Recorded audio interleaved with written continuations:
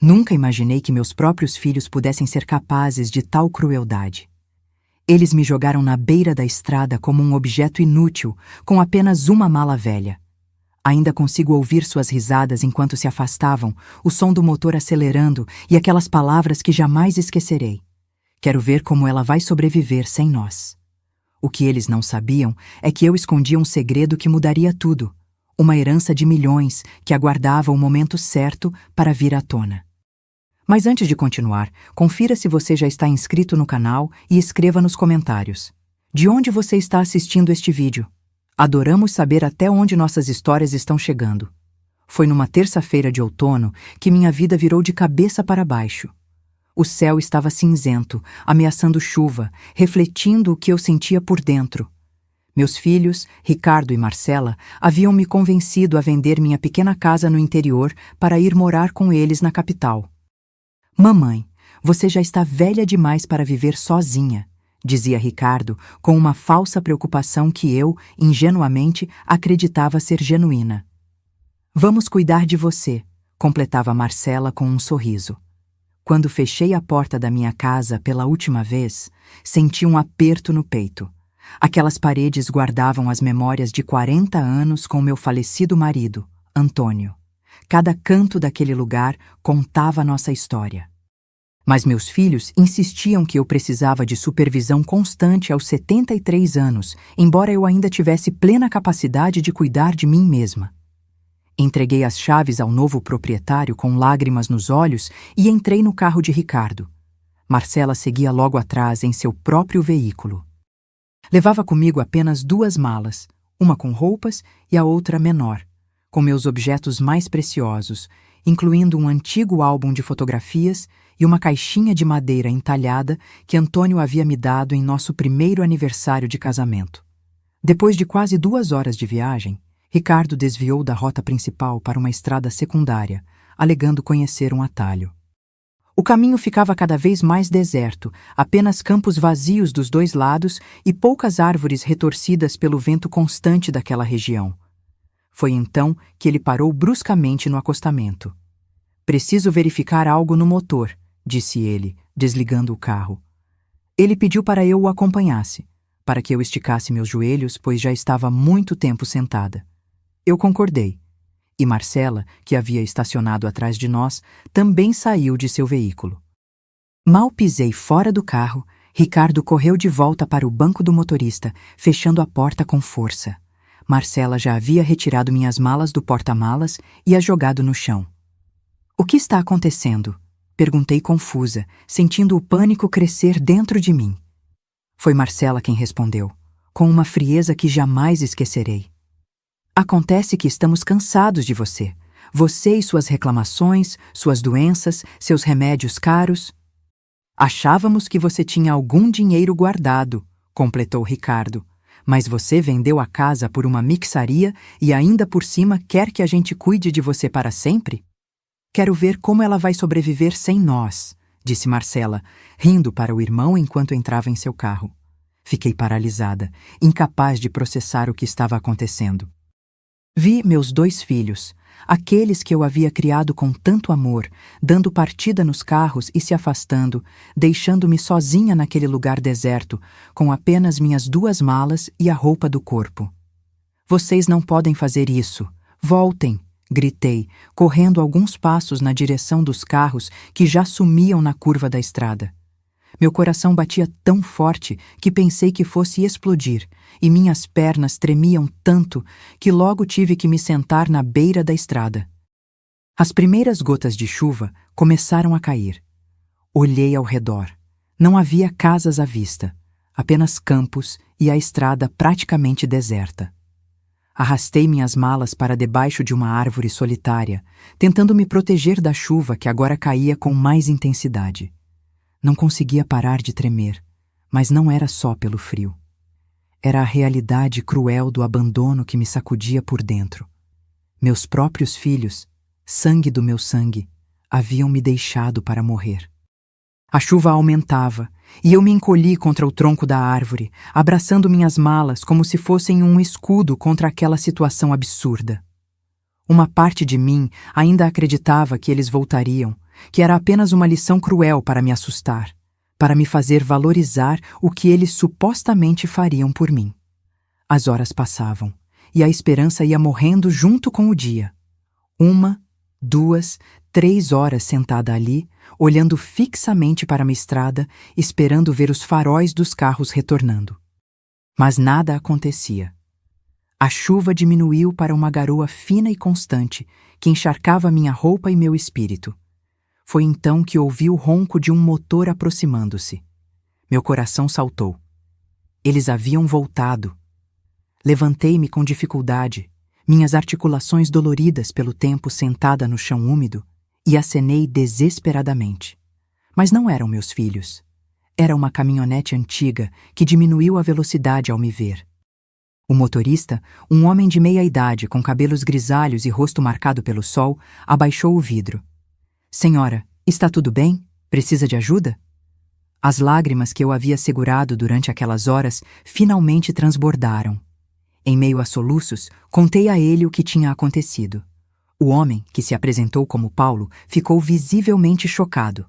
Santo Deus! Como alguém pode fazer isso com a própria mãe? Venha, vou levá-la para a cidade mais próxima. A senhora não pode ficar aqui. É perigoso. Com cuidado, ele me ajudou a colocar minhas malas na caçamba da caminhonete e me ofereceu um cobertor que mantinha no banco de trás. Só então percebi o quanto estava gelada e encharcada. Obrigada, murmurei, sentindo o calor do cobertor e da gentileza humana me envolver. Não sei como agradecer.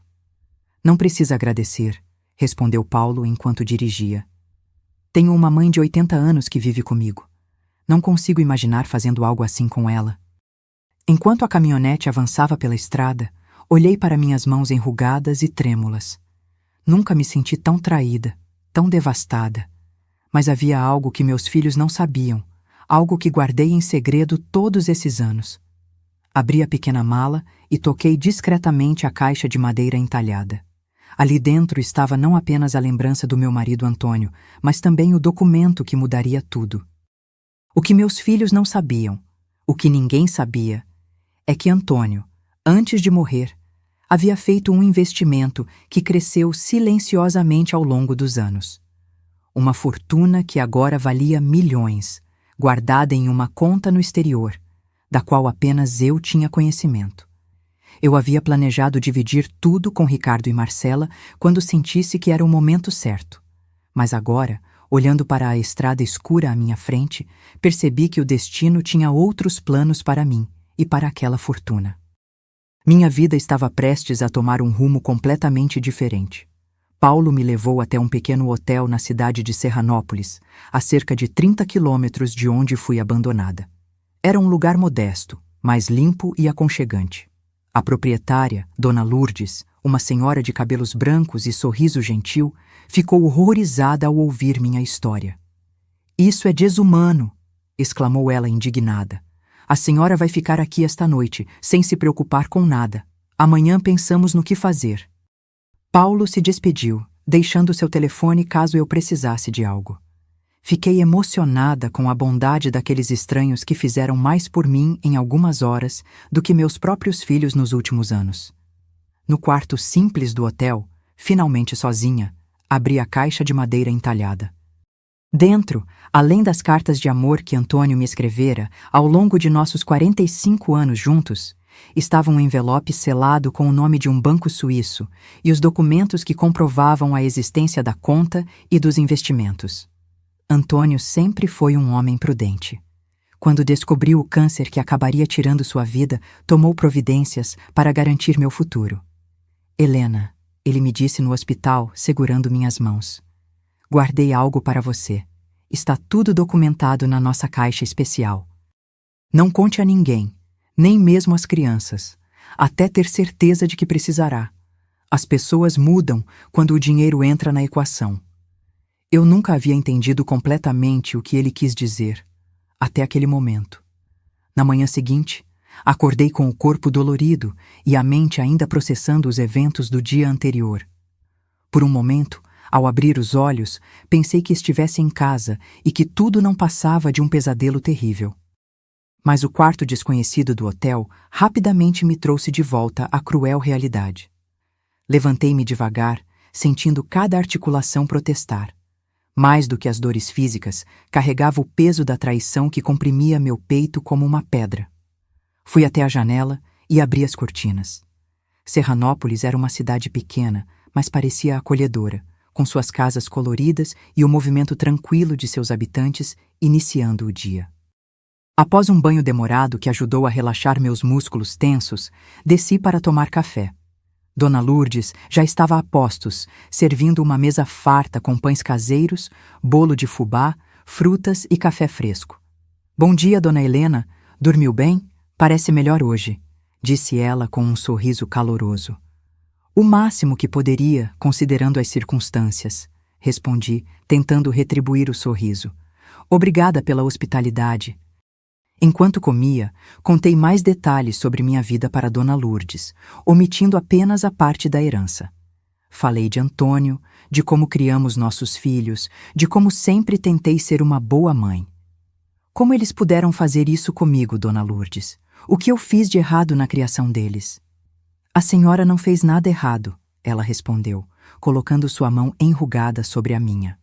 "Alguns filhos simplesmente não valorizam o que têm até que seja tarde demais.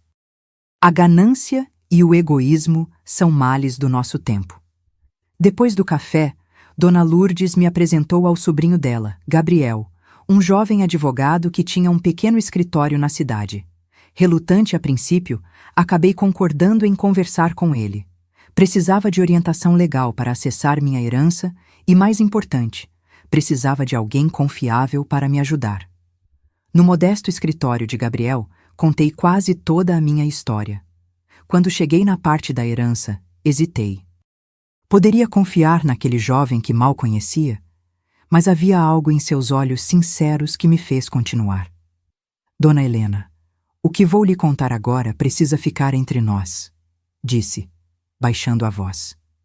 "Meu marido deixou para mim uma herança considerável em uma conta na Suíça. Meus filhos não sabem disso. E depois do que aconteceu, não pretendo que saibam tão cedo." Gabriel ajustou os óculos, visivelmente surpreso. "Entendo.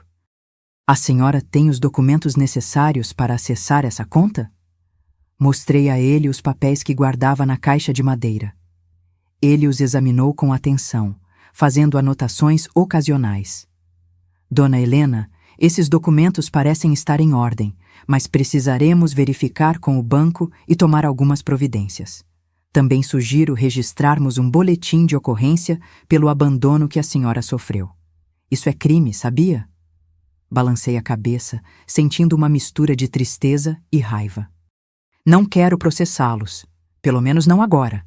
Só quero seguir minha vida e mostrar a eles que posso viver muito bem sem sua ajuda."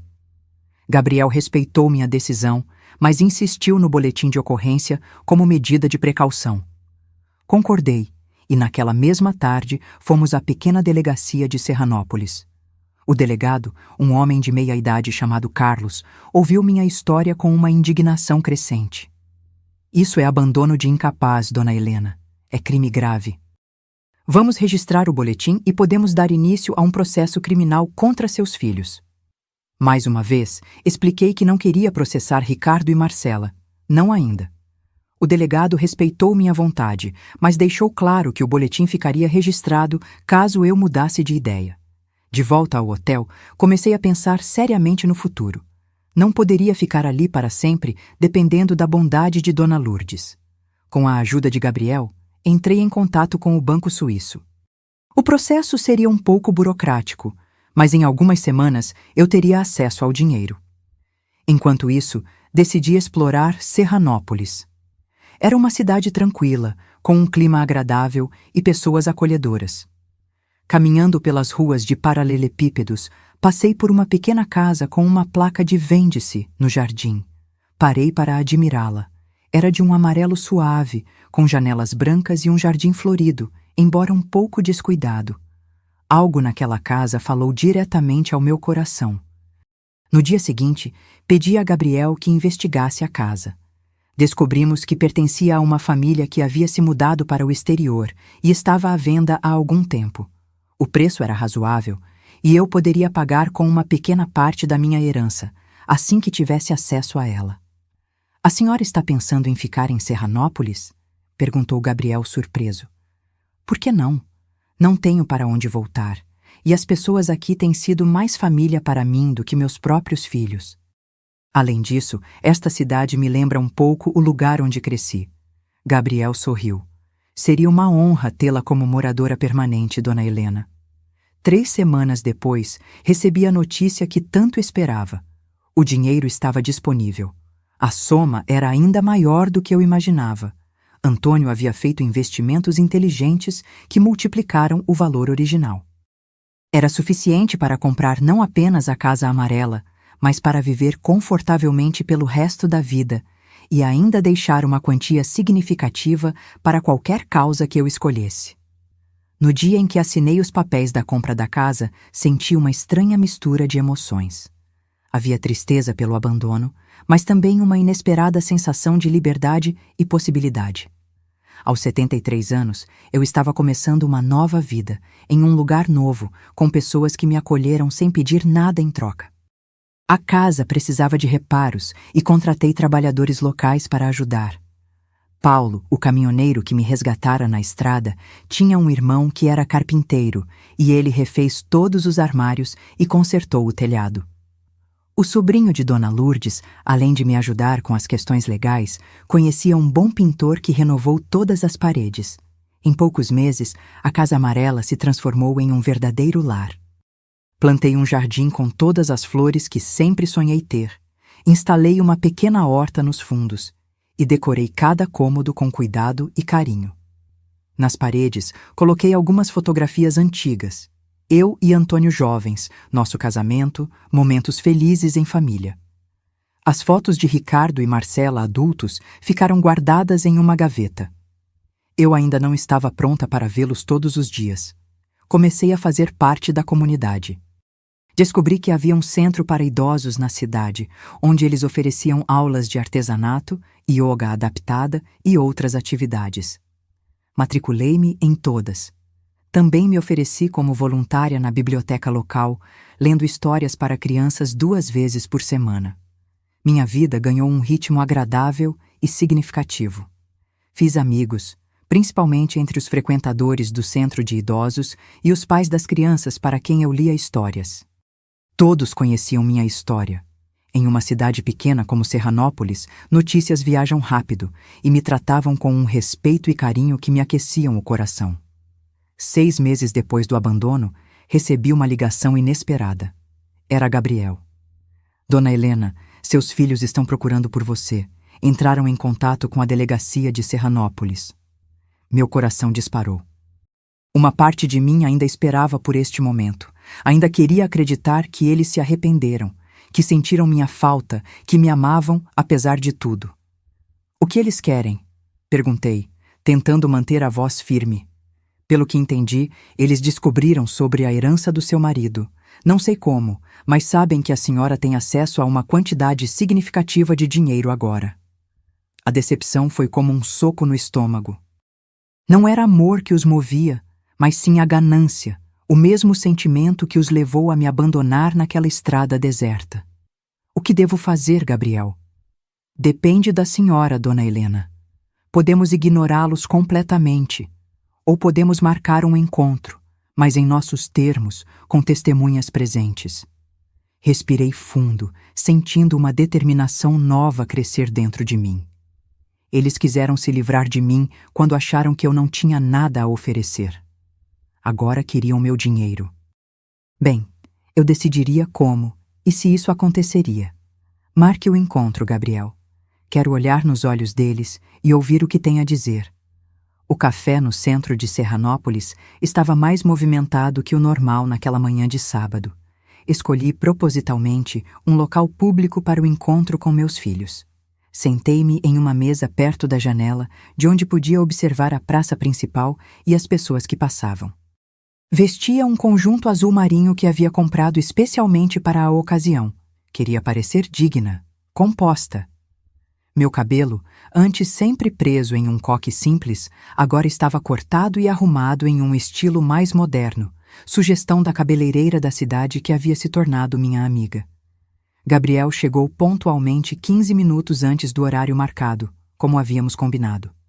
Ele seria minha testemunha e suporte legal, caso necessário. Dona Lourdes também apareceu por acaso, sentando-se em uma mesa próxima com algumas amigas. Aquela pequena cidade havia formado um círculo protetor ao meu redor que me comovia profundamente. "Está preparada, Dona Helena?" perguntou Gabriel, sentando-se ao meu lado. "Tanto quanto poderia estar", respondi, ajustando nervosamente a xícara de chá que havia pedido. "Ainda não acredito que estou aqui, esperando por eles." Exatamente às 10 horas, vi o carro deles estacionando do outro lado da rua. Ricardo desceu primeiro, seguido por Marcela. Mesmo à distância, pude notar que ambos pareciam tensos. Ricardo vestia um terno que parecia caro demais para suas posses, e Marcela usava um vestido elegante que nunca havia visto antes. A imagem deles assim, arrumados como se fossem para uma reunião de negócios, só confirmou minhas suspeitas sobre o motivo real da visita. Quando entraram no café e me viram, suas expressões mudaram. Marcela esboçou um sorriso forçado, enquanto Ricardo manteve o semblante sério. Caminharam até minha mesa como quem caminha sobre ovos, incertos e desconfortáveis. "Mamãe", disse Marcela, inclinando-se para me dar um beijo que desviei discretamente. "Como a senhora está? Estávamos tão preocupados." Olhei para ela com uma calma que não sabia que possuía. "Preocupados? Mesmo? Depois de me abandonarem na beira da estrada como um animal indesejado?" Ricardo pigarreou, claramente constrangido pela presença de Gabriel e dos outros clientes que começavam a nos observar com curiosidade. "Mamãe, podemos conversar em um lugar mais privado? Isso é um assunto de família." "Este jovem é Gabriel, meu advogado", apresentei, ignorando sua sugestão. "E qualquer coisa que vocês tenham a me dizer pode ser dita na presença dele." Eles trocaram olhares nervosos antes de se sentarem. Um silêncio desconfortável pairou sobre nós, até que Marcela o quebrou com uma voz artificialmente doce. "Mamãe, sobre o que aconteceu, foi um terrível mal-entendido. Ricardo e eu tivemos uma discussão e as coisas saíram do controle. Voltamos para buscá-la, mas a senhora já não estava lá. A mentira era tão descarada que quase ri. Um mal-entendido? Vocês me abandonaram deliberadamente, Marcela. Disseram com todas as letras que estavam cansados de mim, que queriam ver como eu sobreviveria sem vocês. Esperaram que eu morresse naquela estrada deserta." Ricardo interveio, tentando uma abordagem diferente. "Foi um erro terrível, mamãe. Estávamos passando por dificuldades financeiras, sob muito estresse. Não estávamos pensando claramente." "E quando exatamente voltaram para me buscar?" perguntei, sabendo muito bem que nunca o fizeram. Eles se entreolharam novamente, pegos na mentira. Gabriel aproveitou o momento para intervir.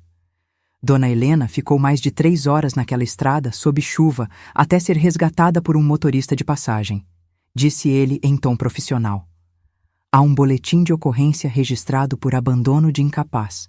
Seus filhos estão cientes que isso configura crime com pena prevista de detenção de 6 meses a 3 anos?" O rosto de Ricardo empalideceu, enquanto Marcela levou a mão à boca, fingindo choque. "Não chegamos a isso, mamãe", suplicou ela. "Somos família. Famílias têm desentendimentos, mas no final o sangue fala mais alto." Tomei um gole do meu chá, que já havia esfriado, dando-me tempo para organizar os pensamentos. Percebi que, apesar da dor que ainda sentia, o poder na nossa relação havia mudado. Não era mais a mãe idosa, dependente e descartável. Era uma mulher forte, independente, com uma nova vida, e sim, com dinheiro. "Vocês não estão aqui pela família", disse finalmente, olhando cada um nos olhos. "Estão aqui pelo dinheiro. De alguma forma, descobriram sobre a herança que seu pai deixou." Eles não negaram. A expressão em seus rostos era toda a confirmação que eu precisava. "Como descobriram?" perguntei, genuinamente curiosa. Ricardo suspirou, percebendo que não havia mais sentido em manter a farsa. Encontramos alguns documentos antigos quando esvaziamos sua casa. Havia menção a investimentos no exterior. Investigamos e descobrimos a conta na Suíça. E decidiram que eu valia a pena ser encontrada, não é mesmo? Agora que tenho algo que vocês querem. Não é assim, mamãe, protestou Marcela, mas sua voz já não tinha a mesma convicção. É exatamente assim, respondi, mantendo a calma. Vocês me jogaram fora como um objeto inútil quando acharam que eu seria apenas um fardo.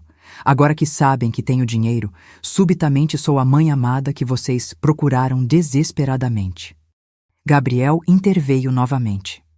Devo informar que Dona Helena já tomou todas as medidas legais necessárias para proteger seu patrimônio. Qualquer tentativa de obter acesso indevido a esses recursos será tratada como crime financeiro. Ricardo se ajeitou na cadeira, claramente desconfortável. Mamãe, não viemos aqui para tomar seu dinheiro. É seu por direito. Só queríamos reconectar, nos desculpar. Desculpar? Repeti, sentindo a raiva finalmente emergir através da minha calma aparente. Vocês têm ideia do que eu passei?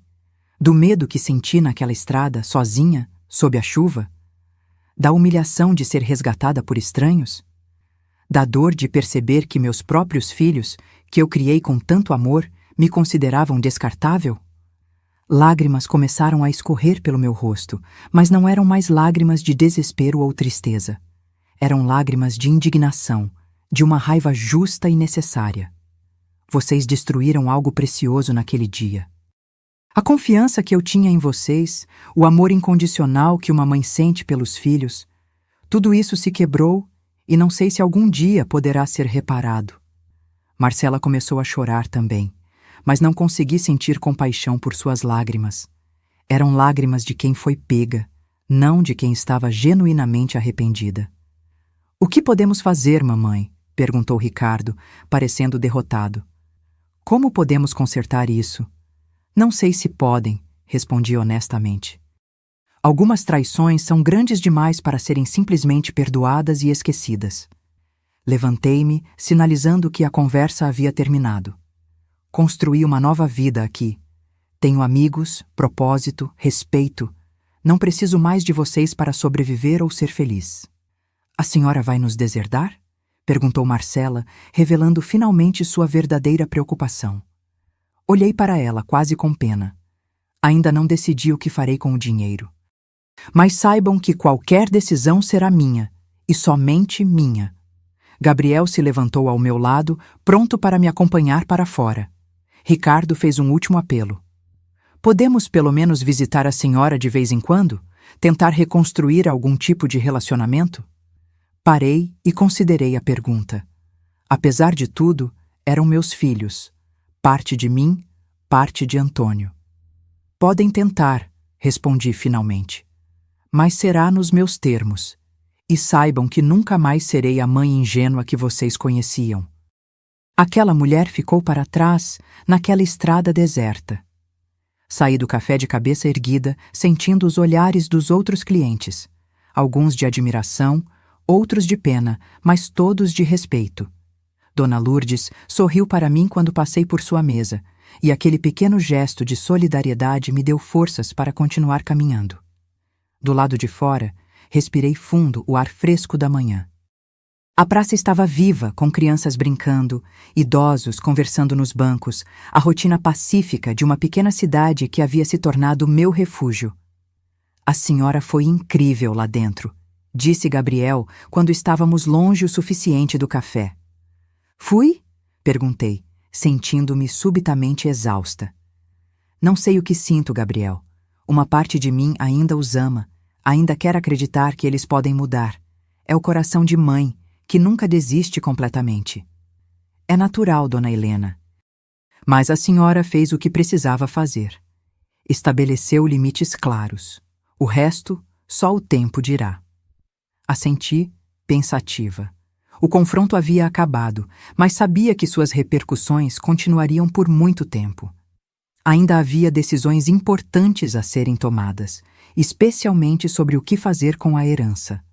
Mas naquele momento, caminhando pela praça ensolarada de Serranópolis, senti uma paz que não experimentava desde o dia do abandono. Tinha enfrentado meus demônios e sobrevivido. Tinha olhado nos olhos da traição e não recuado. Tinha finalmente recuperado meu poder. E isso, mais que qualquer quantia em dinheiro, era a verdadeira herança que Antônio havia me deixado. A força para recomeçar, para me reinventar, para encontrar felicidade mesmo depois da tempestade mais devastadora.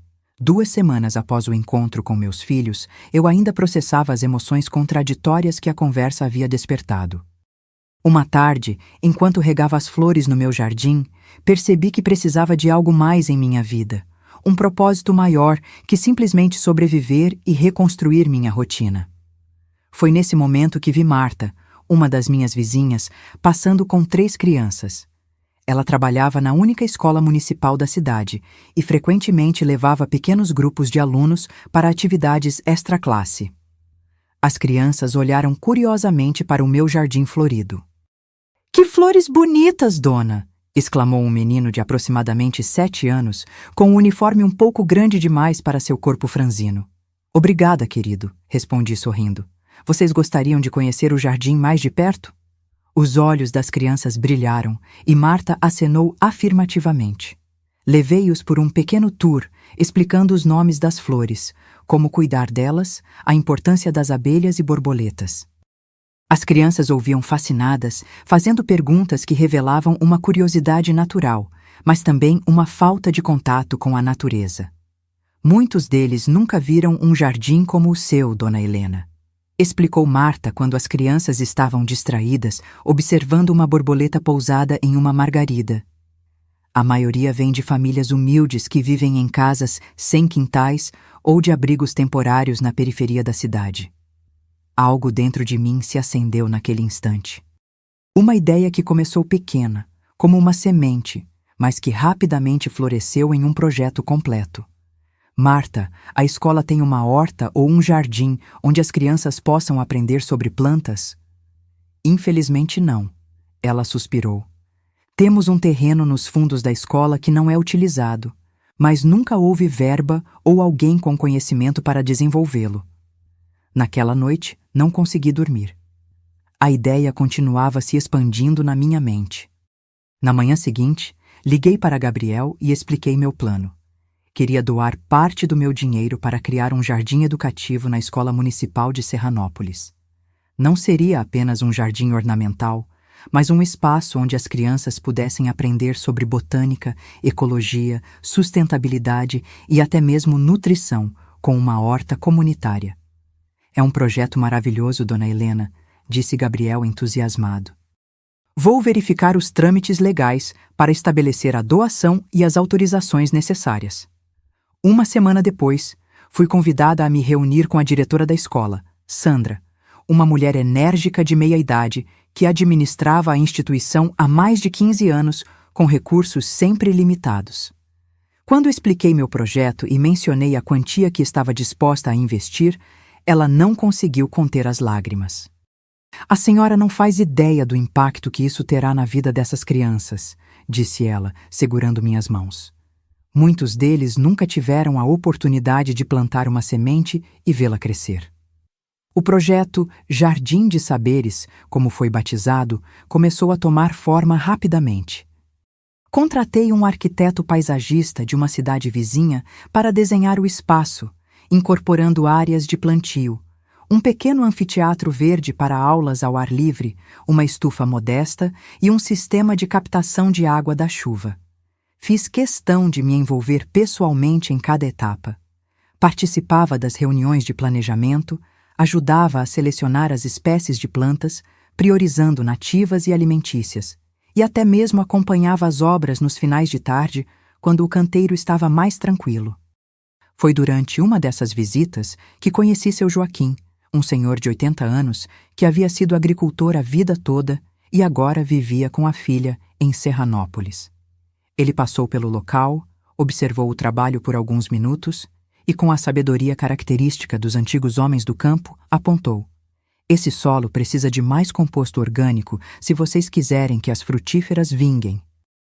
Convidei-o para uma conversa e, em poucos minutos, percebi que estava diante de um tesouro vivo de conhecimentos tradicionais sobre agricultura. Seu Joaquim conhecia os ciclos da lua para plantio, técnicas de compostagem, métodos naturais de controle de pragas, saberes que não se aprendem em livros, mas são passados de geração em geração. Seu Joaquim, o senhor gostaria de fazer parte deste projeto? Seria uma honra ter alguém com seu conhecimento orientando nossas crianças. Os olhos dele brilharam, revelando um homem que, como eu, sentia falta de um propósito. A senhora não imagina como sinto falta de meter as mãos na terra. Minha filha não me deixa mais trabalhar na roça por causa da minha pressão alta, mas ensinar, isso eu ainda posso fazer. Assim, nosso projeto ganhou um consultor técnico muito especial.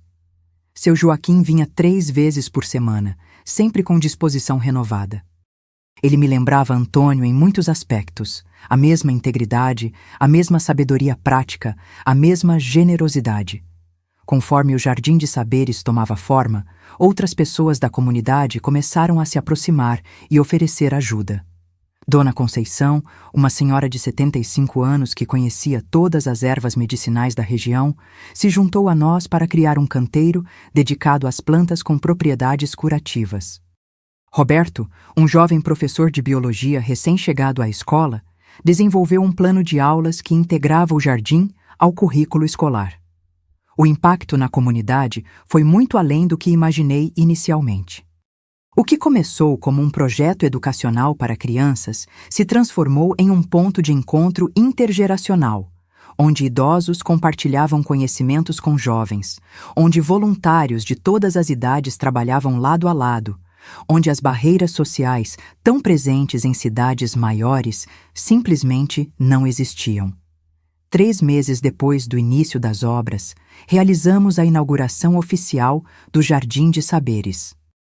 O espaço estava magnífico, canteiros floridos, uma horta já produzindo verduras e legumes, árvores frutíferas ainda pequenas mas promissoras, um sistema de irrigação eficiente alimentado pela água da chuva coletada. Toda a cidade compareceu. As crianças da escola apresentaram poemas e músicas sobre a natureza. A diretora Sandra fez um discurso emocionado, agradecendo a doação. Fui chamada ao pequeno palco improvisado e, olhando para aquela multidão, senti algo que não experimentava havia muito tempo, um profundo senso de pertencimento. Este jardim não é meu, disse ao microfone com a voz embargada pela emoção. Ele pertence a Serranópolis, às suas crianças, aos seus idosos, a todos que encontrarem aqui um espaço para aprender, ensinar, crescer e se conectar. É a minha forma de agradecer a esta cidade que me acolheu quando eu mais precisava. As palavras saíram naturalmente, vindas do coração. Enquanto falava, vislumbrei no fundo da multidão 2 rostos familiares, Ricardo e Marcela. Eles haviam vindo, sem aviso prévio. Por um momento, nossos olhares se cruzaram, e pude ver uma mistura de surpresa e talvez, seria possível? Um genuíno orgulho nos olhos deles. Não fui ao encontro deles após a cerimônia, e eles também não vieram falar comigo. Talvez ainda não fosse o momento. Talvez nunca seria. Mas o simples fato de estarem ali, testemunhando o que eu havia construído, significava algo que eu ainda não estava pronta para definir. Naquela noite, sozinha em casa, refleti sobre a jornada extraordinária que havia vivido nos últimos meses. Do abandono na estrada deserta à criação de um espaço que beneficiaria centenas de crianças por muitos anos. Da traição mais dolorosa ao acolhimento mais sincero por uma comunidade de estranhos que se tornaram família. Olhei para a caixa de madeira entalhada que Antônio me dera, agora guardando não apenas os documentos da herança, mas também recortes de jornal sobre o Jardim de Saberes, desenhos que as crianças me deram, sementes raras que seu Joaquim me confiou. Antônio, sussurrei no silêncio da noite, como se ele pudesse me ouvir. Você sempre soube, não é? Sabia que um dia eu precisaria reinventar minha vida. Sabia que o dinheiro que você guardou seria não apenas para minha sobrevivência, mas para me dar a liberdade de encontrar um novo propósito. Adormeci com uma sensação de paz que jamais imaginei possível depois do trauma do abandono. A dor ainda estava lá, provavelmente sempre estaria, mas agora era acompanhada de gratidão, esperança e um propósito maior que transcendia minha própria história. O Jardim de Saberes rapidamente se tornou o coração da comunidade. Além das atividades escolares regulares, começamos a oferecer oficinas de jardinagem aos fins de semana, cursos de culinária saudável usando os alimentos da horta e um programa especial onde idosos compartilhavam seus conhecimentos tradicionais com as crianças. 2 vezes por semana eu ia até lá para dar aulas de jardinagem. Ver os olhos das crianças brilhando quando uma semente que elas plantaram começava a brotar era uma recompensa que nenhum dinheiro poderia comprar. Elas me chamavam carinhosamente de Vovó das Flores, um título que eu carregava com mais orgulho do que qualquer diploma. Uma tarde, enquanto ensinava um grupo de crianças a fazer mudas de sálvia, notei uma menina que se mantinha afastada do grupo. Ela parecia ter uns 9 anos, cabelos negros presos em 2 tranças, olhos grandes e tristes. Aproximei-me devagar e me agachei ao lado dela, respeitando seu espaço. "Não gosta de mexer na terra?" perguntei suavemente. Ela balançou a cabeça negativamente, mas depois de alguns segundos de silêncio, confessou em voz baixa. "Minha avó adorava plantar. Ela morreu no mês passado." Senti meu coração apertar. "Sinto muito, querida. Como você se chama?" "Luísa", respondeu ela, ainda olhando para o chão. "Sabe, Luísa, há uma crença antiga que diz que quando plantamos algo pensando em alguém que já se foi, essa pessoa fica feliz onde estiver. É como uma forma de manter a conexão com eles." Os olhos dela finalmente encontraram os meus, com uma fagulha de interesse. "Verdade? Muitas pessoas acreditam nisso. Quer tentar plantar algo para sua avó?" Depois de hesitar brevemente, Luísa concordou. Fomos até um canteiro especial que havíamos reservado para plantas com significados especiais. Ali, ajudei-a a plantar uma muda de lavanda, que ela disse ser o cheiro favorito da avó. Agora, sempre que vier aqui, pode cuidar desta plantinha. E cada vez que ela crescer mais forte e florescer, será como um abraço da sua avó. Luísa sorriu pela primeira vez, um sorriso tímido, mas genuíno. Antes de ir embora naquele dia, ela me abraçou espontaneamente. Um abraço rápido, mas cheio de significado. Aquele momento com Luísa me fez pensar em como jardins podem ser espaços de cura. Para ela, para mim, para tantos outros que encontravam no Jardim de Saberes um lugar para processar perdas, reconstruir conexões, encontrar propósito. Nas semanas seguintes, notei que Luísa sempre chegava mais cedo para cuidar de sua lavanda. Aos poucos, ela começou a se interessar por outras plantas, a interagir com as outras crianças, a sorrir mais. Sua transformação silenciosa me emocionava profundamente, pois eu me reconhecia nela, ambas aprendendo a florescer novamente, após uma perda dolorosa. 6 meses após a inauguração do Jardim de Saberes, recebi um telefonema inesperado de Gabriel. "Dona Helena, Ricardo está aqui no meu escritório. Ele quer conversar com a senhora, sozinho, sem a Marcela." A menção do nome do meu filho ainda provocava uma mistura complexa de emoções: amor, mágoa, saudade, desconfiança. Respirei fundo antes de responder. "Sobre o que ele quer conversar, Gabriel?" Ele não entrou em detalhes comigo, mas parece diferente, mais contido, talvez até humilde. "A decisão é sua, é claro. Posso dizer que a senhora não está disponível." Após alguns segundos de reflexão, concordei em encontrá-lo, não em minha casa, que era meu refúgio sagrado, mas no próprio Jardim de Saberes, um terreno neutro onde me sentia segura e fortalecida. No dia seguinte, às 4 da tarde, vi Ricardo chegando ao jardim. Ele estava sozinho como prometido, vestindo roupas simples, jeans e uma camisa azul clara, bem diferentes do terno caro que usara em nosso último encontro. Parecia ter envelhecido nos últimos meses. Novas rugas marcavam seu rosto e seus ombros estavam ligeiramente curvados, como se carregassem um peso invisível. Eu o esperava no pequeno anfiteatro verde, onde costumávamos dar aulas ao ar livre. Um lugar público o suficiente para me sentir protegida, mas tranquilo o bastante naquele horário para permitir uma conversa privada. Ricardo se aproximou hesitante, claramente nervoso. Quando chegou perto, notei algo que não havia visto antes. Seus olhos, tão parecidos com os de Antônio, estavam marejados. "Olá, mãe", disse ele com a voz embargada. "Olá, Ricardo", respondi, mantendo a compostura. "Sente-se, por favor." Ele se sentou ao meu lado no banco de madeira, mantendo uma distância respeitosa. Por alguns momentos, ficamos em silêncio, observando as crianças que trabalhavam com seu Joaquim do outro lado do jardim, preparando o solo para o plantio de legumes de inverno. "Este lugar é incrível", comentou finalmente. "Todo mundo na cidade fala dele, do bem que está fazendo." "Obrigada", respondi simplesmente.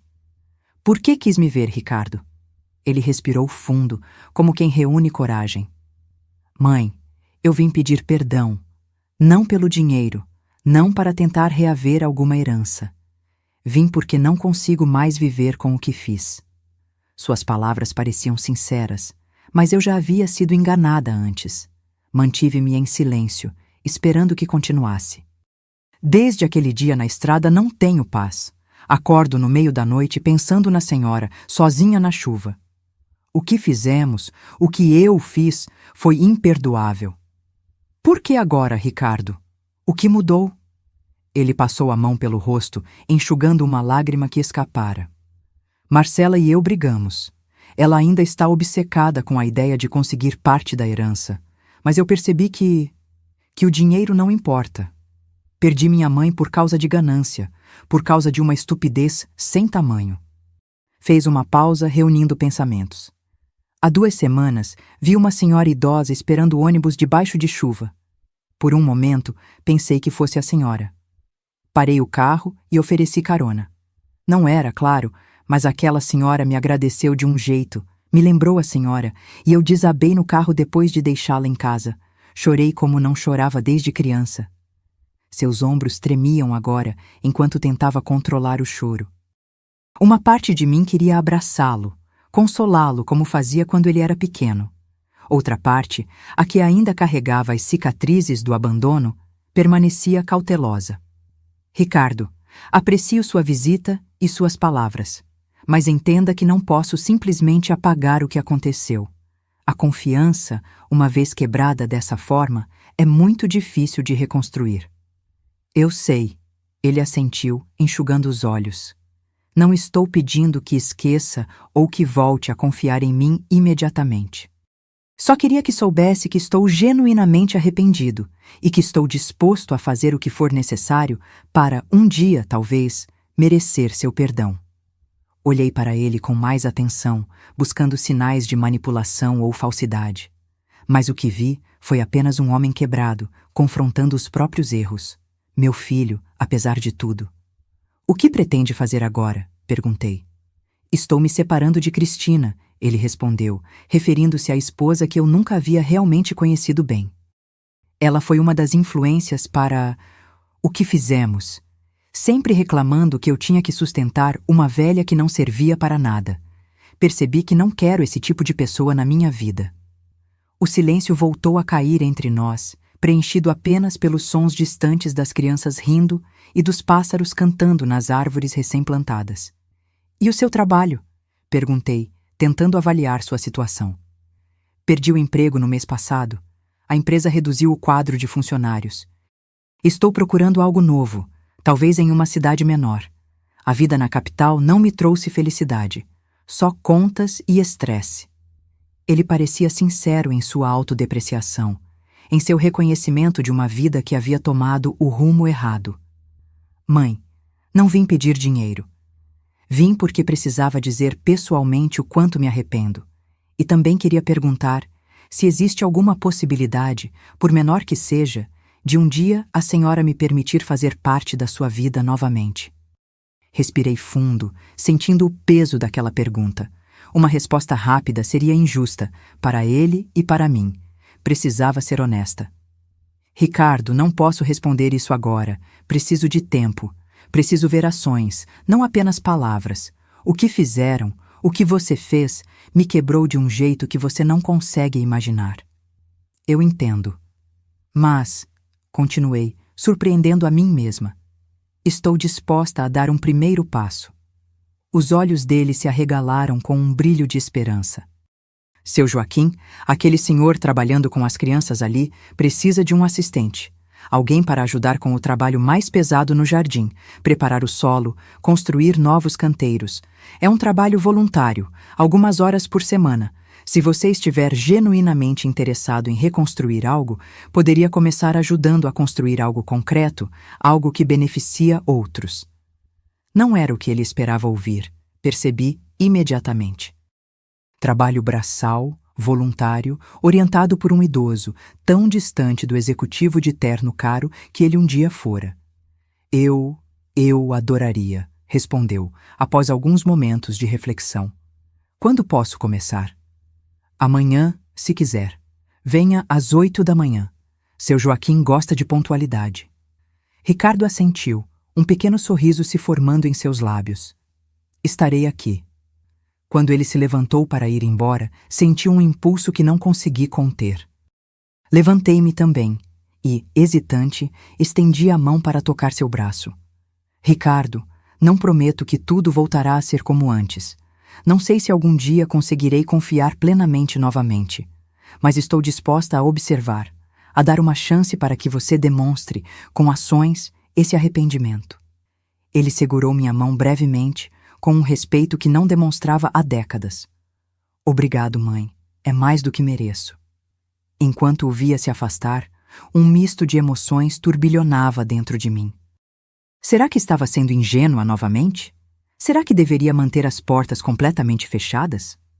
Não havia respostas fáceis, apenas a certeza de que, qualquer que fosse o caminho que aquela relação tomasse dali em diante, eu estaria no controle. Não mais a mãe vulnerável e dependente, mas uma mulher forte que estabelecia seus próprios termos. Para minha surpresa, Ricardo realmente apareceu na manhã seguinte, pontualmente às 8 horas, vestido adequadamente para o trabalho manual, com botas e luvas. Seu Joaquim, que eu havia prevenido sobre a situação, recebeu-o com a severidade gentil, que era sua marca registrada. Observei de longe, enquanto ele explicava a Ricardo como preparar o solo para o novo canteiro de ervas aromáticas. Nas semanas seguintes, Ricardo vinha 3 vezes por semana, sempre pontual, sempre disposto a fazer qualquer tarefa, por mais suja ou cansativa que fosse. No início, suas mãos macias de executivo se encheram de bolhas. Depois, calos começaram a se formar. Ele nunca reclamava, nunca pedia tratamento especial. Trabalhava silenciosamente, falando apenas quando necessário, ouvindo com atenção as orientações de seu Joaquim, que aos poucos começou a tratá-lo com menos desconfiança. Nosso relacionamento evoluía lentamente. Nos primeiros dias, mal nos falávamos. Depois, começamos a trocar algumas palavras sobre o trabalho no jardim, o clima, as plantas. Gradualmente, conversas mais substanciais surgiram. Sobre sua busca por emprego, sobre minha vida em Serranópolis, sobre memórias menos dolorosas do passado. Um mês depois do início desse arranjo, Gabriel me procurou com novidades sobre Marcela. Ela entrou com uma ação judicial, dona Helena. Está contestando a validade da escritura da sua casa, alegando que a senhora não tinha condições mentais de realizar a compra sem assistência. E também está pedindo uma investigação sobre a conta na Suíça, alegando que a senhora está escondendo recursos que seriam parte de uma herança familiar. Senti uma fadiga profunda ao ouvir essas palavras. Enquanto Ricardo parecia genuinamente arrependido e disposto a reconstruir nossa relação nos meus termos, Marcela escolhia o caminho da hostilidade e da ganância. O que devemos fazer, Gabriel? Já estou preparando nossa defesa. Temos todos os documentos em ordem, avaliações médicas que comprovam sua plena capacidade mental, testemunhas do seu comportamento equilibrado desde que chegou à cidade. Juridicamente, estamos em posição forte, mas será desgastante, completei, e doloroso. Ele assentiu compreensivo. Dona Helena, se me permite a sugestão, a senhora pode resolver isso de uma vez por todas, de uma forma que Marcela não espera. Como? Faça um testamento claro e detalhado. Defina exatamente como quer que seus bens sejam distribuídos após seu falecimento, espero que daqui a muitas décadas. Estabeleça condições, se quiser. E isso tiraria qualquer poder de manipulação que Marcela pensa ter. A ideia fez sentido imediato. Um testamento seria uma forma de retomar completamente o controle sobre minha vida e meu legado. Nos dias seguintes, refleti profundamente sobre o que queria deixar como herança. Não apenas bens materiais, mas valores, princípios, um legado que transcendesse o dinheiro. O Jardim de Saberes havia se tornado minha verdadeira paixão, e as crianças que o frequentavam, especialmente aquelas em situação de vulnerabilidade, como a pequena Luísa, ocupavam um lugar especial no meu coração. Quando finalmente me sentei com Gabriel para redigir o testamento, tinha ideias claras e bem definidas. Quero criar uma fundação, expliquei. A Fundação Antônio e Helena, dedicada a manter o Jardim de Saberes e expandir seu trabalho para outras comunidades. A maior parte da herança irá para esta fundação. Gabriel tomava notas, impressionado com a clareza dos meus planos. Para Ricardo, deixarei uma quantia modesta, suficiente para recomeçar a vida com dignidade, mas não o bastante para que se acomode. E apenas se ele continuar demonstrando, através de ações concretas, que realmente mudou. E quanto a Marcela? Suspirei, sentindo o peso daquela decisão. Para Marcela, deixarei a mesma quantia que deixarei para Ricardo, mas em forma de um fundo que só poderá ser acessado para tratamento médico ou emergências comprovadas. O restante, ela receberá apenas se demonstrar uma mudança genuína de atitude nos próximos anos. A senhora tem certeza dessas condições? Elas podem ser contestadas juridicamente. Tenho. E quero uma cláusula adicional. Se algum deles contestar judicialmente o testamento, perderá automaticamente o direito a qualquer parte da herança, que será integralmente destinada à fundação. Gabriel assentiu, admirado com minha firmeza. Isso certamente desencorajará disputas legais. Quando o testamento ficou pronto, devidamente registrado e protegido por todas as garantias legais possíveis, senti como se um peso tivesse sido retirado dos meus ombros. Pela primeira vez desde o abandono, tinha pleno controle sobre meu destino e sobre o legado que deixaria. Decidi que Ricardo deveria saber sobre o testamento. Não os detalhes específicos, mas o fato de que ele existia e que incluía condições relacionadas ao comportamento futuro dele e de Marcela. Numa tarde tranquila no Jardim de Saberes, depois que ele havia terminado de construir um novo sistema de irrigação para a horta, chamei-o para uma conversa. Ricardo, fiz meu testamento, disse diretamente. Ele me olhou surpreso, mas não demonstrou ansiedade ou ganância. Entendo. E fico feliz que a senhora esteja organizando essas questões com tranquilidade. Quero que saiba que suas atitudes nos próximos anos e as de Marcela determinarão o que receberão quando eu me for. Não estou usando isso como ameaça ou manipulação, apenas estabelecendo consequências claras para escolhas futuras. Ele assentiu, pensativo. É justo. E honestamente, mãe, depois de tudo o que fiz, eu não esperaria nem merecia nada. Estou aqui porque quero reconstruir nossa relação, não pelo dinheiro. Pela primeira vez desde o reencontro, percebi que talvez, apenas talvez, houvesse uma chance real de reconciliação com pelo menos um dos meus filhos. Não uma reconciliação baseada no esquecimento ou na negação do passado, mas em um novo entendimento, em novos termos, em uma relação adulta reconstruída sobre alicerces mais honestos. Os anos seguintes trouxeram transformações profundas não apenas para mim, mas para toda a comunidade de Serranópolis. O Jardim de Saberes floresceu além das expectativas mais otimistas, tornando-se um modelo replicado por escolas de outras cidades da região. A pequena Luísa, que plantara lavanda em memória da avó, agora era uma adolescente dedicada que coordenava um grupo de jovens jardineiros.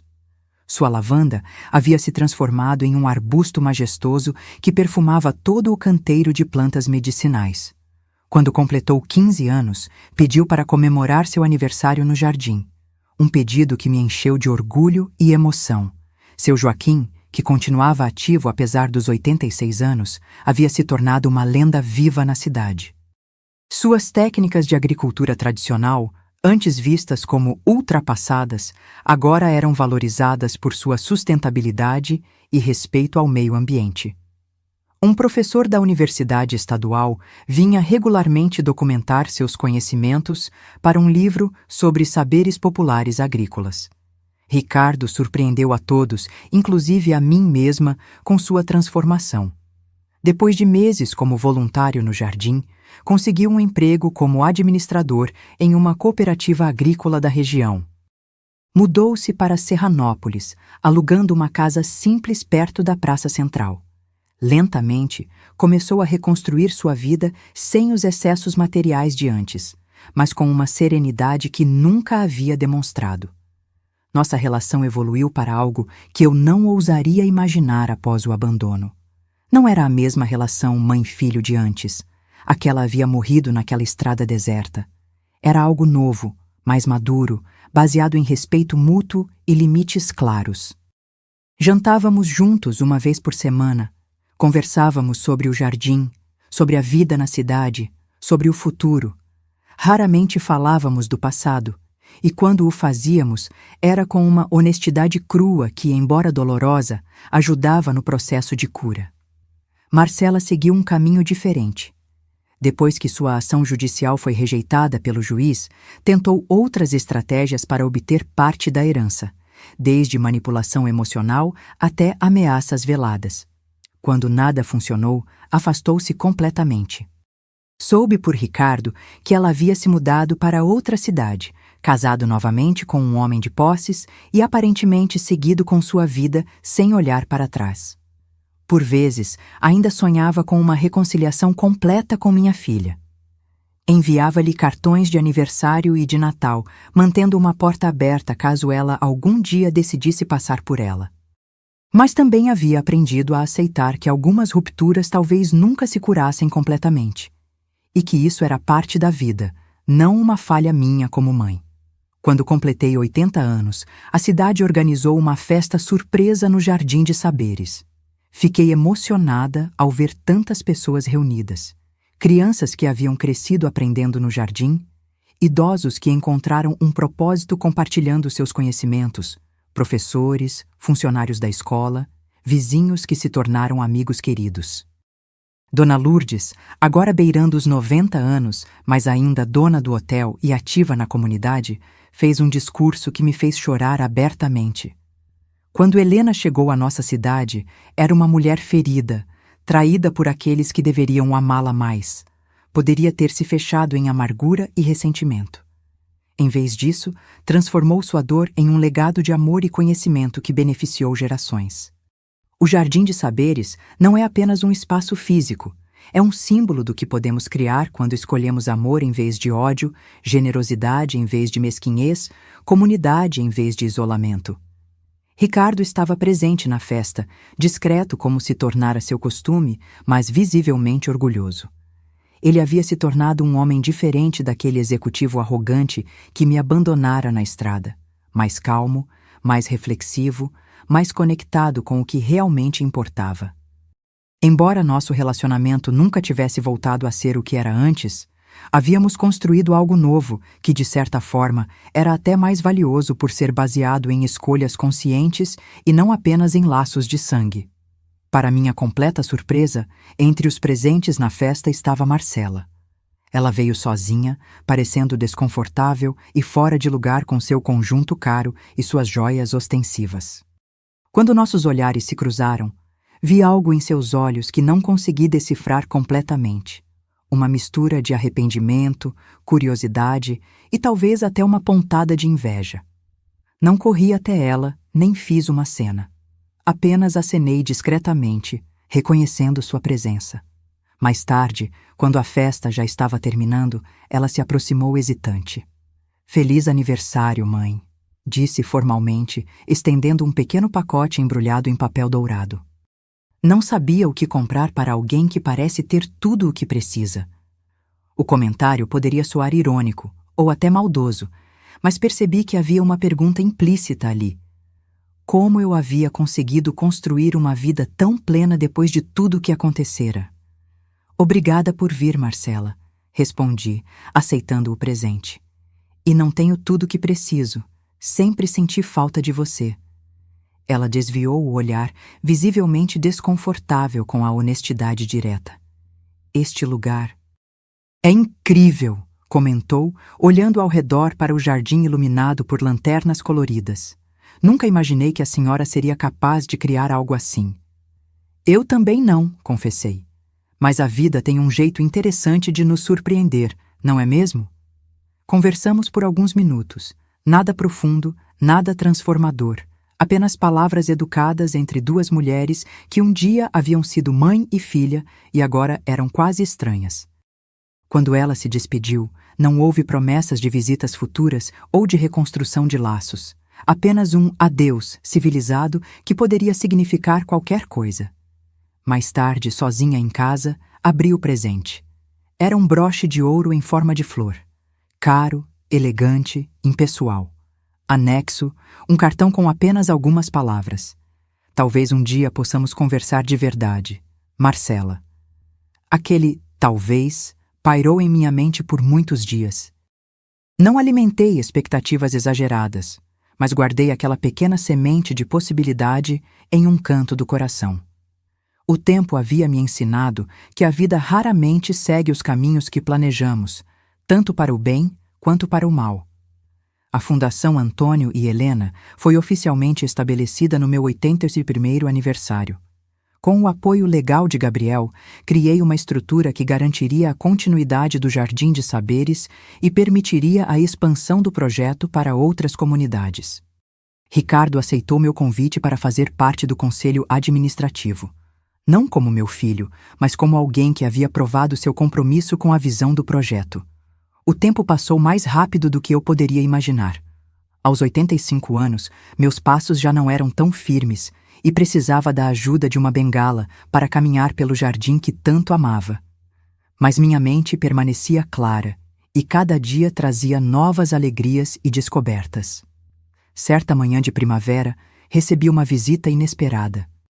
Uma jovem mulher de aproximadamente 25 anos bateu à minha porta.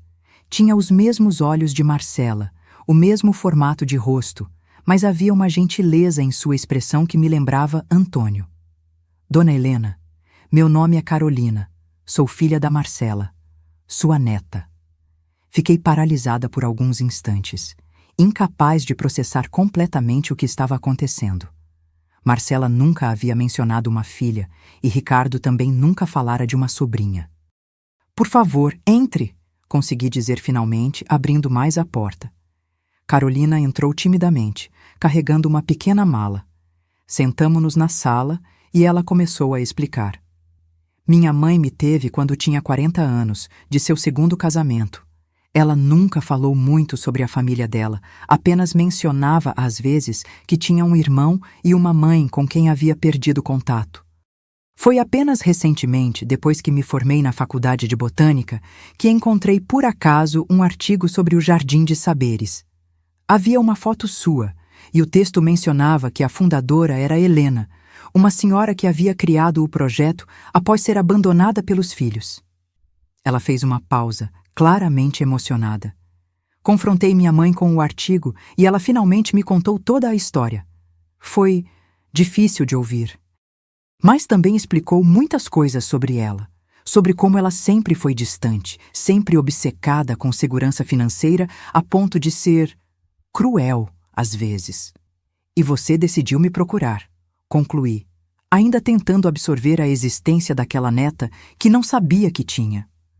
"Sim, minha mãe não sabe que estou aqui.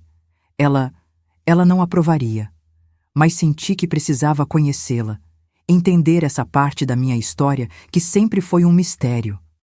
Naquele momento, olhando para Carolina, tão jovem, tão corajosa por buscar a verdade mesmo contra a vontade da mãe, senti uma onda de emoção que não consegui conter. Lágrimas escorreram pelo meu rosto enrugado. Você se parece com seu avô, disse, pegando um retrato de Antônio que mantinha sobre a mesa. Tem os olhos dele, e algo na maneira como segura a cabeça, um pouco inclinada quando está concentrada. Carolina sorriu, tocando o retrato com reverência. Mãe nunca fala dele. Tem apenas uma foto antiga, escondida em uma gaveta. Acho que as memórias são dolorosas para ela. Nem todas as memórias são dolorosas, respondi. Tenho tantas histórias felizes para contar sobre seu avô. Sobre os primeiros anos com seus pais, quando eram pequenos e a vida era mais simples. Naquela tarde, compartilhei com Carolina histórias que havia guardado por anos. Memórias preciosas de uma época em que éramos uma família feliz. Falei de Antônio, de seu caráter, de sua sabedoria, de como ele sempre via o melhor nas pessoas. Mostrei-lhe álbuns de fotografias amareladas pelo tempo, onde Ricardo e Marcela sorriam inocentemente, ainda não tocados pela ganância e ressentimentos que viriam mais tarde. Carolina ficou em Serranópolis por uma semana. Todos os dias vinha à minha casa e juntas explorávamos o Jardim de Saberes. Seu conhecimento de botânica impressionou até mesmo seu Joaquim, agora com 92 anos e ainda supervisionando o jardim com olhos atentos. No último dia de sua visita, ela me fez uma pergunta que eu temia. Vovó, posso chamá-la assim? A senhora acha que minha mãe algum dia pode mudar? Que ela pode se arrepender de verdade do que fez? Refleti longamente antes de responder. Não queria alimentar falsas esperanças, nem cortar completamente a possibilidade de redenção. Carolina, aprendi que as pessoas podem mudar quando realmente desejam, quando enfrentam suas próprias sombras com honestidade. Seu tio Ricardo é prova disso. Mas a mudança não pode ser forçada nem manipulada. Vem de dentro de uma decisão profunda e pessoal. Sua mãe precisa fazer essa jornada por si mesma, se e quando estiver pronta. Ela assentiu, compreensiva além de sua idade. Vou continuar tentando alcançá-la, disse com determinação. E voltarei para visitá-la, se me permitir. Há tanto que quero aprender sobre nossa família, sobre o jardim, sobre a senhora. Esta sempre será sua casa, Carolina, respondi emocionada, e você sempre terá um lugar especial no meu coração. Quando ela partiu, senti uma mistura agridoce de alegria e melancolia. Por um lado, havia ganhado uma neta maravilhosa que parecia encarnar o melhor de nossa família. Por outro, a distância de Marcela parecia ainda mais dolorosa agora, sabendo que ela tinha escondido de mim não apenas a si mesma, mas também minha própria neta por tantos anos. Nos meses seguintes, Carolina manteve contato frequente através de cartas e ligações. Ocasionalmente, mencionava conversas difíceis com Marcela sobre o passado, sobre mim, sobre a possibilidade de reconciliação. Não alimentei grandes expectativas, mas também não fechei meu coração para a possibilidade. Foi em meu 86º aniversário que o inesperado aconteceu. Carolina havia me avisado que viria para a pequena celebração que fazíamos anualmente no Jardim de Saberes. O que ela não mencionou foi que não viria sozinha. Quando vi Marcela entrando no jardim ao lado da filha, meu coração quase parou. Ela parecia mais velha do que em nosso último encontro, mas cansada também. Havia algo diferente em seu olhar, menos altivo, menos defensivo. Ricardo, que já estava na festa, ficou visivelmente tenso ao ver a irmã. Aproximei-me dele e toquei seu braço gentilmente. Está tudo bem, sussurrei. Vamos recebê-la com tranquilidade. Ele assentiu, respirando fundo. Anos de terapia e autorreflexão haviam lhe dado ferramentas para lidar com situações difíceis sem reagir impulsivamente. Marcela se aproximou hesitante, claramente desconfortável e vulnerável de uma maneira que nunca havia demonstrado antes. Feliz aniversário, mãe, disse, estendendo um buquê de flores silvestres, não compradas em uma floricultura cara, mas aparentemente colhidas à mão. Carolina insistiu que eu viesse. Disse que talvez fosse hora de tentar consertar algumas coisas, enquanto ainda há tempo. Não houve abraços emocionados, nem declarações dramáticas de perdão. Apenas um momento frágil de reconhecimento mútuo, de aceitação da possibilidade, por menor que fosse, de algum tipo de cura. Durante a festa, observei Carolina movendo-se confortavelmente entre mim, Ricardo e Marcela, criando pequenas pontes de comunicação, suavizando arestas com sua presença gentil. Ela era como Antônio nesse aspecto também. Um pacificador natural, alguém que via o melhor nas pessoas mesmo quando elas não conseguiam ver em si mesmas. Mais tarde, quando a maioria dos convidados já havia partido, Marcela pediu para falar comigo a sós. Caminhamos lentamente até o pequeno banco sob a jabuticabeira que havia plantado no primeiro ano do jardim. Carolina me contou sobre a fundação, começou ela, olhando para as próprias mãos. Sobre o trabalho que a senhora tem feito aqui, sobre como Ricardo mudou. Permaneci em silêncio, permitindo que ela encontrasse suas próprias palavras, seu próprio caminho. Passei muito tempo com raiva, continuou. Raiva da senhora, de papai por esconder o dinheiro, de Ricardo por se reconciliar com a senhora, de mim mesma pelo que fizemos naquele dia. Sua voz falhou na última parte e percebi que era provavelmente a primeira vez que ela realmente verbalizava seu papel no abandono. Durante anos, convenci-me de que tinha justificativas, que a senhora era difícil, exigente, que seria um fardo insuportável. Mas a verdade, que só agora consigo admitir, é que fui movida por ganância e egoísmo. E quando descobri sobre a herança, a raiva só aumentou. Não porque a senhora tinha dinheiro, mas porque percebi que havia jogado fora nossa relação por nada. Lágrimas silenciosas escorriam por seu rosto, e notei pela primeira vez as rugas profundas ao redor de seus olhos, os fios grisalhos que ela já não se preocupava em esconder com tinta cara. Não estou pedindo perdão, continuou. Nem esperando herança ou qualquer coisa material. Carolina me mostrou que perdi algo muito mais valioso do que dinheiro. Perdi anos que poderia ter passado com a senhora, aprendendo, crescendo, sendo uma família de verdade. Estendi a mão enrugada e toquei a dela levemente. Nunca é tarde demais para começar de novo, Marcela. Não voltaremos ao que éramos antes. Isso é impossível. Mas podemos construir algo novo se você estiver genuinamente disposta. Ela apertou minha mão de volta. Um gesto simples que comunicava mais do que palavras poderiam. Gostaria de tentar, disse baixinho. Não sei como, não sei se conseguirei, mas gostaria de tentar. Naquela noite, deitada em minha cama, refleti sobre a extraordinária jornada que havia vivido nos últimos 13 anos. Do abandono cruel na beira da estrada à possibilidade de reconciliação com ambos os filhos. Da solidão desesperada ao centro de uma comunidade vibrante e amorosa. Do medo do futuro à criação de um legado que sobreviveria por gerações. A herança que Antônio havia deixado para mim, aquele dinheiro guardado secretamente que meus filhos tanto cobiçaram, acabou sendo muito mais do que recursos financeiros.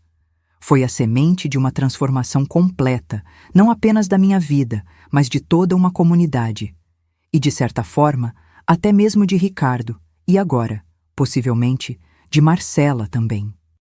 Olhei para a antiga caixa de madeira entalhada que Antônio me dera, agora guardando não apenas documentos, mas também memórias, fotografias, pequenas lembranças de uma vida rica em experiências. Toquei-a com carinho, sentindo como se de alguma forma ele ainda estivesse presente, guiando-me, protegendo-me. Você sempre soube, não é, meu amor? Sussurrei no silêncio do quarto. Sabia que eu encontraria meu caminho, mesmo depois da tempestade mais devastadora. O futuro ainda trazia incertezas. A reconciliação com Marcela seria um processo longo e talvez nunca completamente realizado. Minha saúde, aos 86 anos, começava a mostrar sinais preocupantes de fragilidade. A fundação ainda precisava se fortalecer para garantir a continuidade do trabalho após minha partida. Mas havia uma paz profunda em meu coração, uma certeza tranquila de que, independentemente do que o futuro reservasse, havia vivido uma vida plena e significativa. Havia transformado a dor em beleza, a traição em perdão, a solidão em comunidade. E no fim das contas, não há herança mais valiosa do que esta. No meu 90º aniversário, o Jardim de Saberes estava mais vibrante do que nunca. A Fundação Antônio e Helena havia expandido seu trabalho para 5 outras cidades, criando jardins educativos que seguiam o mesmo modelo. Mais de 2.000 crianças já haviam passado por nossos programas, aprendendo não apenas sobre plantas e ecologia, mas sobre respeito, comunidade e o poder transformador da natureza. Minha saúde havia se deteriorado consideravelmente nos últimos anos. Já não conseguia caminhar sem ajuda e passava a maior parte do tempo em uma cadeira de rodas adaptada que me permitia continuar visitando o jardim. Minha mente, porém, permanecia lúcida e cada dia trazia novas ideias para projetos, novas histórias para compartilhar com as crianças que agora me chamavam carinhosamente de Vovó Helena. Ricardo havia se tornado diretor executivo da fundação, administrando-a com uma dedicação que me enchia de orgulho. Aos 65 anos, ele encontrara finalmente seu verdadeiro propósito. Havia se casado novamente, com Maria, uma professora da escola municipal que compartilhava seu amor pelo projeto. Juntos, formavam uma equipe poderosa que garantiria a continuidade do trabalho quando eu já não estivesse mais lá. Marcela e eu havíamos construído uma relação frágil, porém significativa. Ela nunca se mudou para Serranópolis, nunca se envolveu diretamente com o jardim como Ricardo, mas visitava regularmente.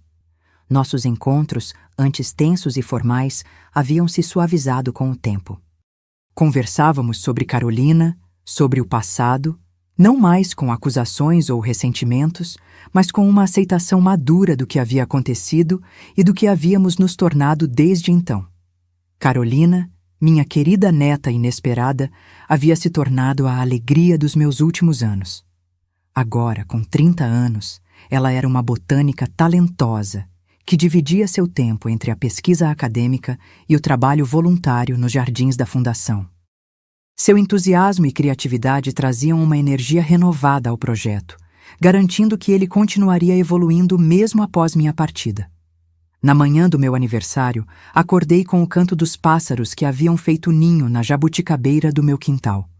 Por um momento, senti Antônio ao meu lado, como se o véu entre este mundo e o próximo tivesse se tornado mais fino com minha própria proximidade da transição.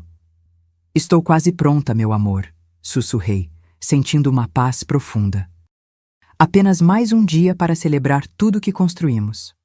A festa foi realizada no Anfiteatro Verde do Jardim, onde centenas de pessoas se reuniram, ex-alunos dos primeiros anos do projeto, agora adultos com seus próprios filhos. Idosos que haviam compartilhado seus conhecimentos tradicionais, professores, funcionários, vizinhos que se tornaram amigos queridos. Sentada em minha cadeira de rodas, observava com gratidão aquela comunidade vibrante que, de alguma forma, eu havia ajudado a formar.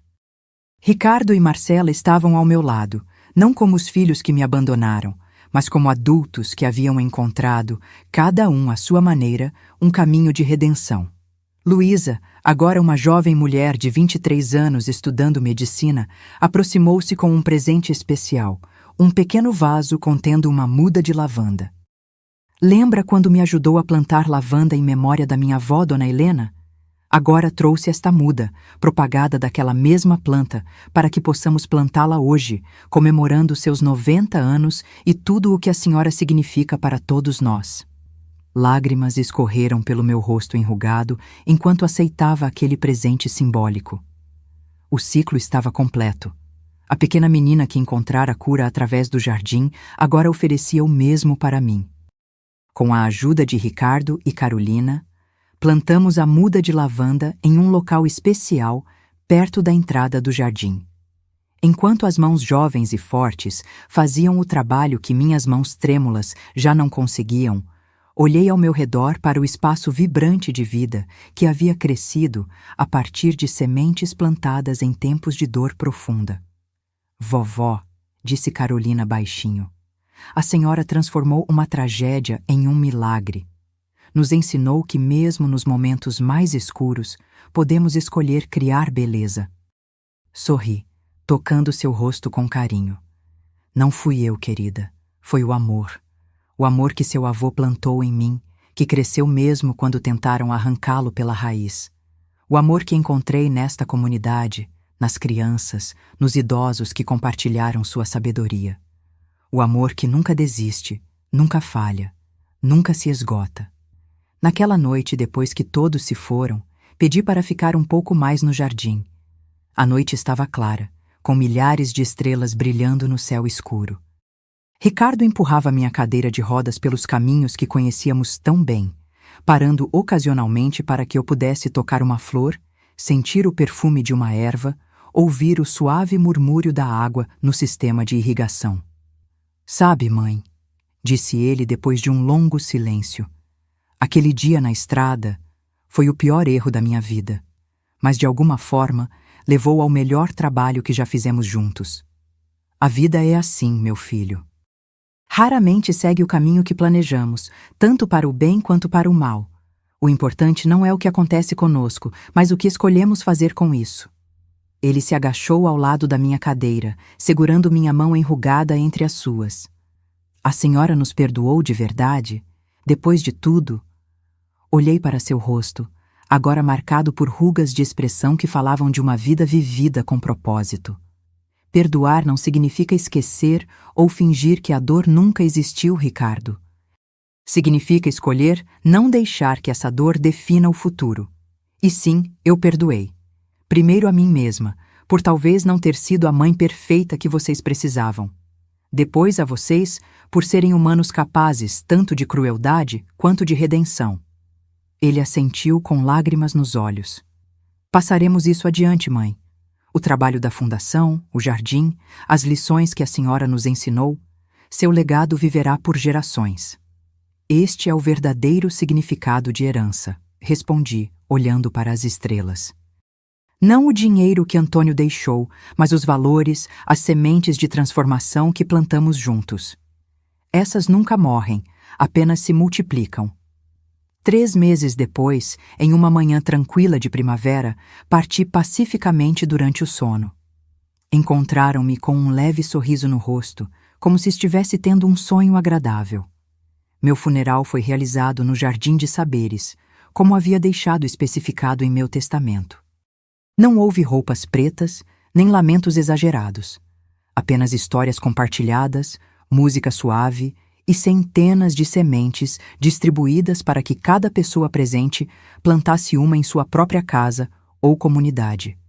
A caixa de madeira entalhada que Antônio me dera ficou com Carolina, junto com diários que havia escrito nos últimos anos, documentando não apenas minha jornada pessoal, mas também o crescimento do projeto e as lições aprendidas ao longo do caminho. Ricardo e Marcela, juntos pela primeira vez em muitos anos, sem tensão ou ressentimento, plantaram uma árvore em minha memória. Uma jabuticabeira que levaria anos para dar frutos, mas que um dia proporcionaria sombra e alimento para muitas gerações futuras. A Fundação Antônio e Helena continuou florescendo sob a liderança de Ricardo e a orientação técnica de Carolina. Novas ideias foram implementadas, novos jardins foram criados, novas vidas foram tocadas. O legado se expandiu de maneiras que eu jamais poderia ter imaginado naquele dia terrível quando fui abandonada na beira da estrada. E assim, a história da herança escondida transformou-se na história de uma herança compartilhada, não de dinheiro ou propriedades, mas de amor, conhecimento, reconciliação e esperança. A verdadeira riqueza que descobri não estava na conta suíça que Antônio deixou, mas na capacidade infinita do coração humano de se regenerar, de perdoar, de criar beleza mesmo depois da devastação mais completa.